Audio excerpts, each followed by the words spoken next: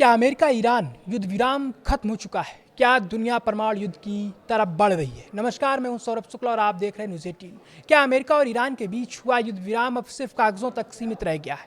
क्या दोनों देशों के बीच फिर से युद्ध की शुरुआत हो चुकी है? और सबसे बड़ा सवाल, क्या ये टकराव दुनिया को एक ऐसे मोड़ पर ले जा सकता है जहां परमाणु युद्ध का खतरा भी पैदा हो जाए?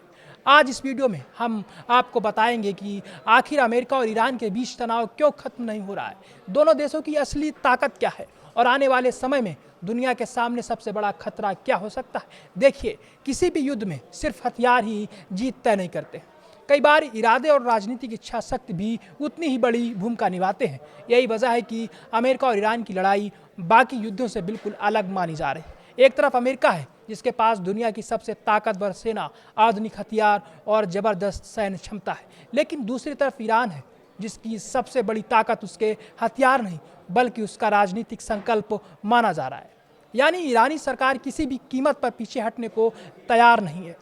जियोपॉलिटिकल एक्सपर्ट कमर आगा का भी मानना है कि अमेरिका अपने कई बड़े लक्ष्य हासिल नहीं कर पाया है। उनका कहना है कि अगर अमेरिका इस वक्त पीछे हटता है तो ईरान इसे अपनी बड़ी जीत के रूप में पेश करेगा और यही बात वाशिंगटन के लिए सबसे बड़ी चुनौती बन सकती है। अब सवाल है कि अमेरिका अपनी पूरी ताकत क्यों नहीं लगा देता। इसकी वजह भी समझिए। अमेरिका पहले वियतनाम और अफगानिस्तान जैसे लंबे युद्ध लड़ चुका है। इन युद्धों में उसने भारी पैसा, संसाधन और सैनिक लगाए, लेकिन आखिर में उससे राजनीतिक नुकसान भी उठाना पड़ा। इसलिए अमेरिका एक और लंबे ज़मीनी युद्ध में फंसना नहीं चाहता है। वह ईरान में सेना भेजने या सरकार बदलने जैसे बड़े जोखिम लेने से बच रहा है। अब बात ईरान की करते हैं। ईरान जानता है कि उसकी अर्थव्यवस्था पर भारी दबाव है, प्रतिबंध है, सैन्य नुकसान भी हुआ है, लेकिन इसके बावजूद वहाँ की सरकार झुकने को तैयार नहीं दिख रही। युद्ध के बाद वहीं इस्लामिक रिवोल्यूशनरी गार्ड कॉर्प्स यानी IRGC का प्रभाव और मजबूत हुआ है। विश्लेषज्ञों का मानना है कि वहाँ बातचीत करने वाले नेताओं के पास भी ज़्यादा समझौता करने की गुंजाइश नहीं है। अगर वे ज़्यादा नरम रुख अपनाते हैं तो उन्हें अपने ही देश के कट्टरपंथी वर्ग के विरोध का सामना करना पड़ सकता है। अब सबसे अहम मुद्दा, होर्मुज जलडमरू मत।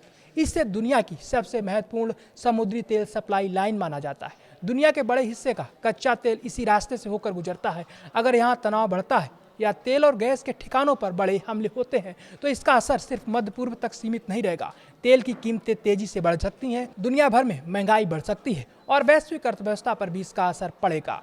अब सवाल उठता है, क्या युद्ध विराम स्थायी शांति में बदल पाएगा? यही सबसे बड़ी चिंता है, क्योंकि दोनों देशों की प्राथमिकताएं अलग हैं। अमेरिका सैन्य ताकत रखता है लेकिन लंबा युद्ध नहीं चाहता है। वह ईरान पीछे हटने को अपनी कमजोरी मानता है। यानी दोनों देशों की सोच बिल्कुल अलग दिशा में है। यही वजह है कि हालात बार बार तनाव की तरफ बढ़ते दिखाई देते हैं। हालांकि यह भी समझना जरूरी है कि परमाणु युद्ध की आशंका को लेकर अलग अलग विशेषज्ञों की राय अलग है। ऐसी स्थिति की संभावना पर चर्चा जरूर होती है, लेकिन यह कहना कि परमाणु युद्ध तय है अभी सही नहीं होगा। फिलहाल जो सबसे बड़ी ज़रूरत है वो है तनाव कम करने की कोशिशें, क्योंकि अगर हालात और बिगड़ते हैं तो उसका असर सिर्फ अमेरिका, ईरान या इजराइल तक सीमित नहीं रहेगा, पूरी दुनिया इसकी कीमत चुका सकती है। फिलहाल सबसे बड़ा सवाल यही है, क्या बातचीत का रास्ता फिर खुलेगा या फिर मध्य पूर्व एक और लंबे और खतरनाक संघर्ष की तरफ बढ़ रहा है?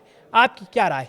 क्या अमेरिका और ईरान के बीच तनाव कम होगा या आने वाले दिनों में हालात और बिगड़ेंगे? अपनी राय हमें कमेंट बॉक्स में जरूर बताइए।